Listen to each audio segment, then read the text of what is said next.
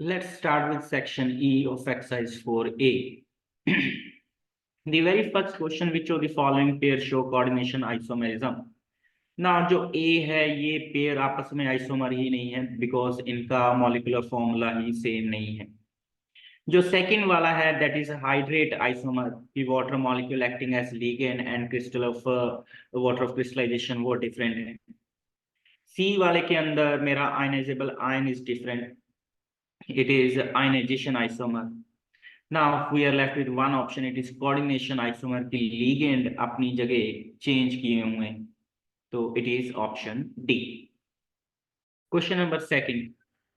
Now जो A option है मतलब हमें ये चेक करना है कि हर ऑप्शन में भी कौन सा compound more than one type of isomerism show कर सकता है।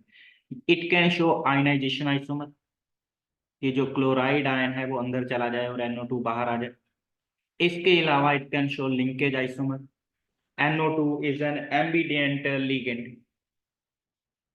It is linkage isomer.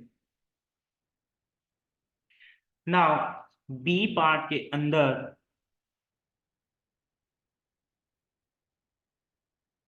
we can have linkage hydrate isomer कि ये एक NO2 अंदर चला जाए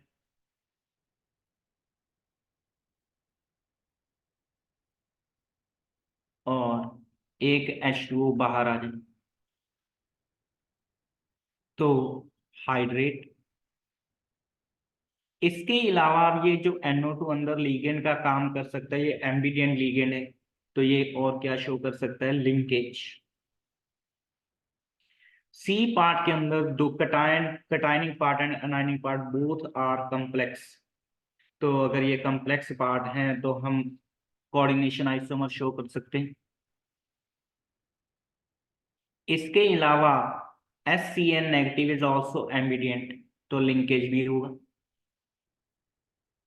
नेक्स्ट वाले केस के अंदर हम लोग आयनाइजेशन आइसोमर NO2 एक बाहर लेके जा सकते हैं और NO3 अंदर, फिर लिंकेज आइसोमर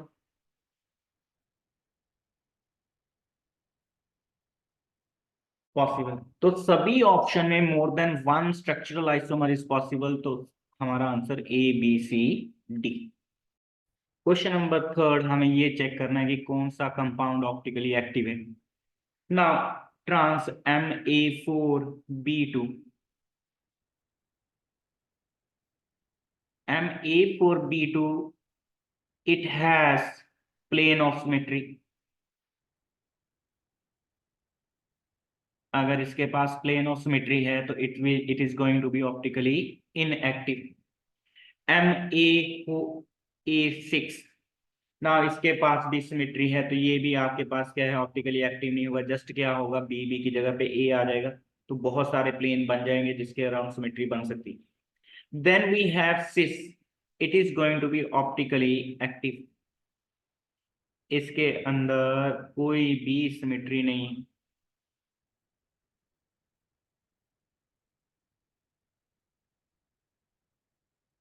नो सिमेट्री, तो C is optically active. Trans D वाला फिर से ये Ma4B2 कैटेगरी सिमेट्री, तो हमारा correct option is option C।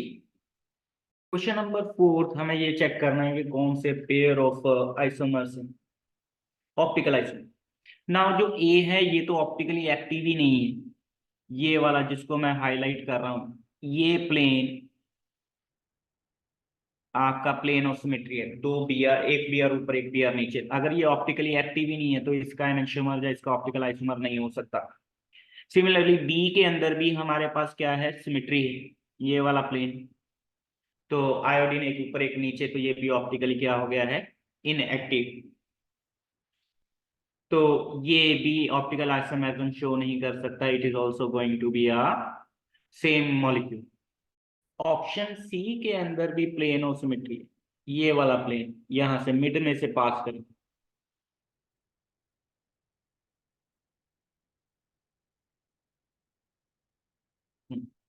यहां से ये वाला प्लेन, इस प्लेन के अंदर ये पूरा EN समा जाएगा, इधर वाला आयोडीन नीचे वाला आयोडीन, तो हमारे एक तरफ बी आर पड़ा है, दूसरी तरफ बी आर पड़ा हुआ है, तो ये क्या हो जाएगा, ऑप्टिकली इनएक्टिव, तो ये भी ऑप्टिकल आइसोमर्स नहीं।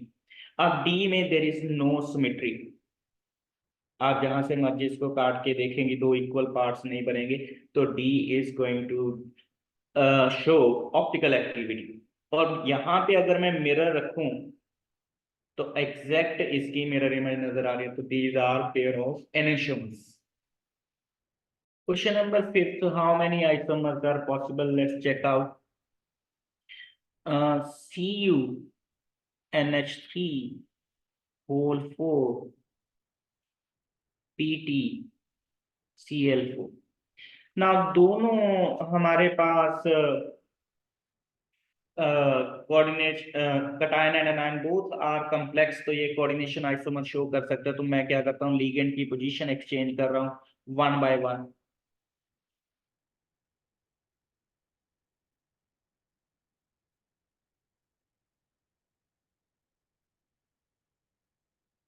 अब दूसरा भी मैंने चेंज कर दिया, बट ये केस पॉसिबल नहीं है। क्यों पॉसिबल नहीं? क्योंकि यहाँ पे हमारे पास ना तो कोई कटायन है और ना ही कोई अनायन। चेक करो, कॉपर +2 ऑक्सीडेशन स्टेट में दिया हुआ है, ये 0 हो गया, ये -2 हो गया, तो ओवरऑल 0। सेम केस यहाँ पे हो, तो ये केस पॉसिबल ही नहीं है, बिकॉज ये दोनों कॉम्प्लेक्सेस पार्ट न्यूट्रल हैं, लेकिन हमें क्या चाहिए, आयन की फॉर्म में, ताकि ये एक साथ है, ये पॉसिबल है। अब अनदर केस, जब मैं एक और 3 अमोनिया इधर ले जाऊं और 3 क्लोरीन इधर, क्या बन जाएगा, PT NH3 whole thrice Cl Cu Cl3NH3। भाई मैंने मेटल की पोजीशन चेंज नहीं किया, एक्चुअली में क्या हुआ है, अब ये पॉजिटिवली चार्ज हो गया ये वाला स्फीयर, तो इसको आगे लिख लिया गया। ये कॉपर वाला स्फीयर जो हो वो है, वो नेगेटिवली चार्ज हो गया, तो इसको पीछे लिख लिया गया। फिर लास्ट एक और बन जाएगा, जिसमें क्या है कि प्लेटिनम के साथ चारों अमोनिया आ जाएंगे और कॉपर के साथ चारों क्लोरीन आ जाएंगे। तो हमारे पास जो टोटल आइसोमर बन रहे हैं, these are 4, that is option C. किसी में भी जीआई पॉसिबल नहीं है, ना ही ज्योमेट्रिकल आइसोमर्स पॉसिबल है, ना ही ऑप्टिकल आइसोमर्स किसी में भी। Okay, question number 6, how many isomers are possible, let's check out. तो यहाँ पे हमें जीआई चेक करने पड़ेंगे, काउंटर तो कोई दिया नहीं हुआ है अंदर, लिंकेज आइसोमर पॉसिबल नहीं है ना, इट्स अ ऑक्टाहेड्रल कॉम्प्लेक्स। ये Ma3B2C टाइप है। मैं तीनों ए एक बार इकट्ठे लगा लेता हूँ, B B C। अब हम लोग बारी बारी रोटेट करके देख रहे हैं ताकि ओरिएंटेशन डिफरेंट आ जाए। एक बार मेरा कोई भी ए आमने सामने नहीं था, ए आमने सामने कर दिए और बी के सामने सी कर दिए। अनदर पॉसिबिलिटी मुझे और देख जो दिख रही है कि बी भी कभी भी एक दूसरे के आमने सामने नहीं आए।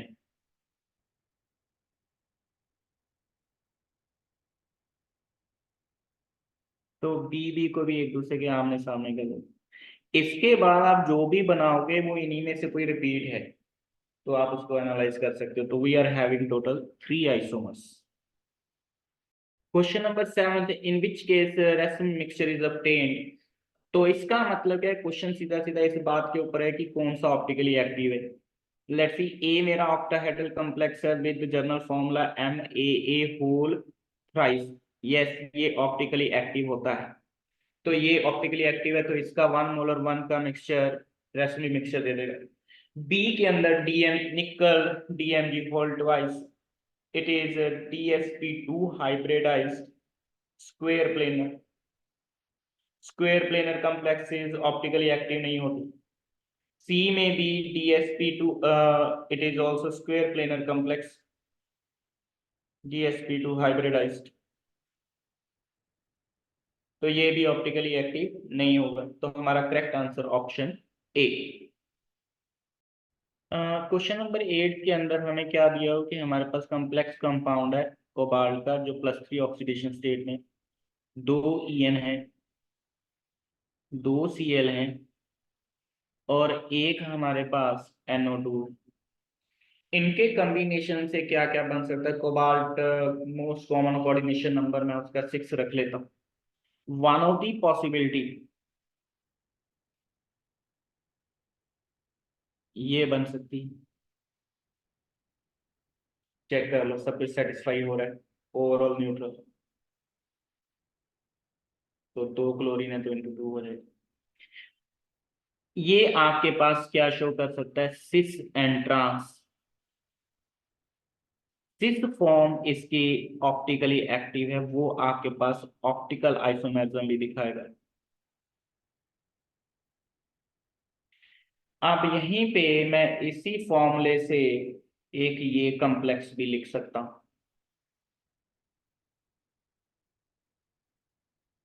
These are ionization isomer। अब इसी के अंदर ये जो NO2 है इट इज एम्बिडियन लिगेंड, और ये हमारे पास लिंकेज आइसोमर भी दिखा। तो इस सारी इंफॉर्मेशन को जोड़ते हुए हमारे पास चारों ऑप्शन करेक्ट बैठ गई, ABCD। क्वेश्चन नंबर 9 के अंदर which do not show optical isomerism, both following pairs both the complex, दोनों का दिखाना जरूरी है। यहाँ पे cis EN whole EN twice Cl2 it is optically active, it has no symmetry. Ma4B2 optically inactive, इसकी सिर्फ फॉर्म ये ट्रांसफॉर्म, दोनों के अंदर सिमेट्री है। बी के अंदर MAA होल थ्राइस का जनरल फॉर्मूला बन रहा है कोबाल्ट का, इट इज ऑप्टिकली एक्टिव, ये optically active. Cis form is also optically active, ये वाला MAA whole twice and B2, ये फॉर्म भी ऑप्टिकली एक्टिव। तो बी में दोनों पेयर क्या है आपके पास? ऑप्टिकली एक्टिव है। सी के अंदर जो प्लेटिनम वाला कॉम्प्लेक्स है इट इज स्क्वायर प्लेनर, फिर ये हमारे पास क्या है? MAA A3B3 type optically inactive, facial and meridional both has symmetry. ना हम लोग ऊपर बात कर ही चुके हैं, ये फिर से क्या बन गया? MA3B3 ऑप्टिकली इनएक्टिव, ये हमारे पास स्क्वायर प्लेनर कॉम्प्लेक्स। तो ऑप्शन सी एंड डी के अंदर दोनों पेयर नहीं दिखा रहे हैं, मतलब पेयर के अंदर दोनों कंपाउंड नहीं दिखा रहे, तो हमारा करेक्ट आंसर क्या हो गया? सी एंड डी। क्वेश्चन नंबर 10, हमें ये चेक करना है कौन सी ट्रांस दिखाएगा।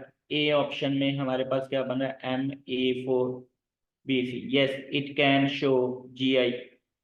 बी एंड सी दोनों 90 डिग्री पे लगा दो, सिस 180 पे लगा दो, it's going to be trans. B option के अंदर it is MA3B3, facial and meridional, famous one. अब जो सी है इट इज MA4B2 टाइप, तो यहाँ पे सी की जगह पे बी कर दो, अगर 90 पे है तो सिस, अगर diagonally opposite it is trans. So all of these are going to show geometrical isomers. Let's see question number 11 जिसके अंदर हमें MAA whole twice BC इस टाइप का कॉम्प्लेक्स दिया हुआ है। It is capable of showing cis and trans, ये हमें पता है। तो लेट्स सी कि इसमें और क्या क्या पॉसिबिलिटी है। जो फॉर्म लिखी हुई है ये सिस फॉर्म में भी होगी और ट्रांस फॉर्म में भी होगी, तो दो आइसोमर यहाँ पे होगी। अब मैं NO2 की जगह पे ONO लिख लेता हूं, बाकी सारा कुछ एज इट इज। दो ही फॉर्म इसकी होगी। अब हम लोग HCN जो है वो भी एम्बिडेंट लिगेंड है, एक बार उसको चेंज कर लेते हैं।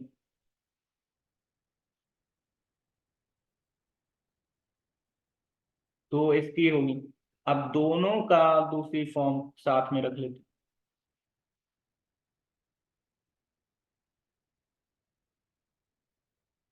तो टोटल आइसोमर हमारे पास कितने हो गए हैं? 8, दैट इज ऑप्शन सी।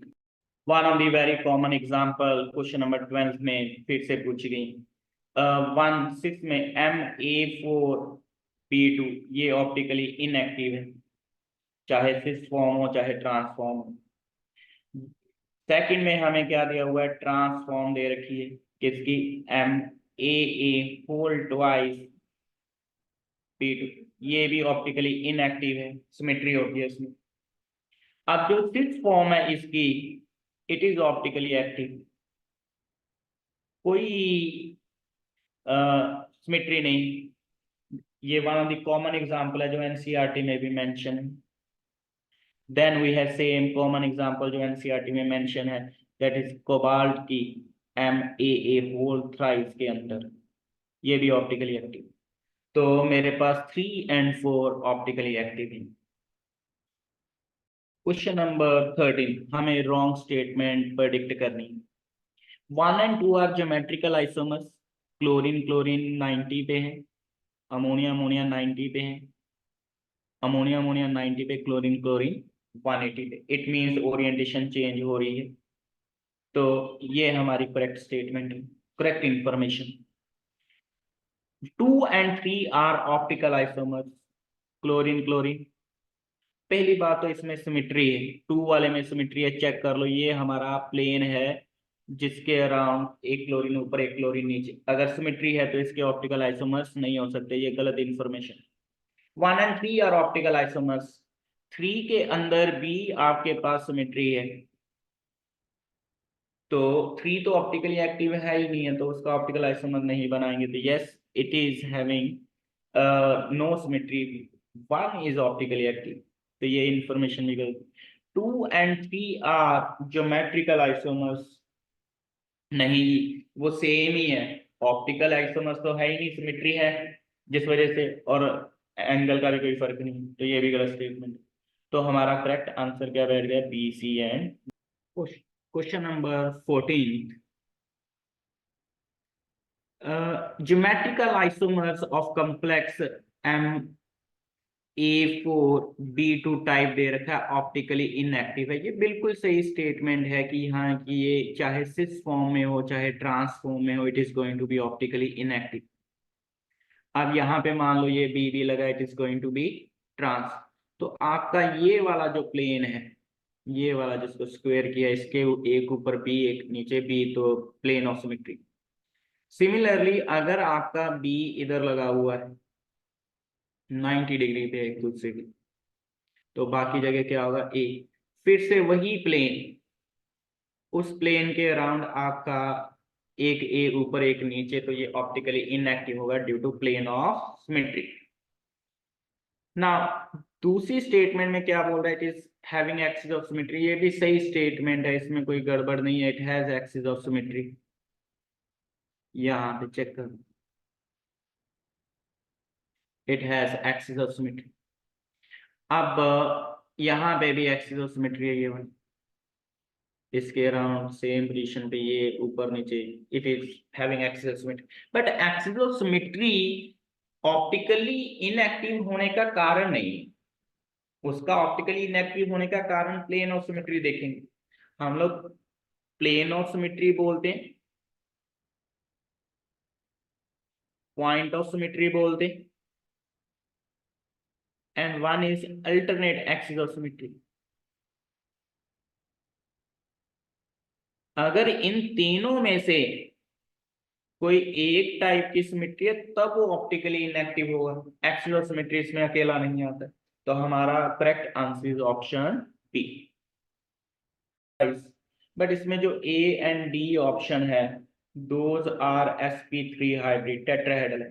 तो टेट्राहेड्रल में तभी ऑप्टिकली एक्टिविटी आ सकती है अगर आपके पास चारों लिगेंड क्या है? डिफरेंट।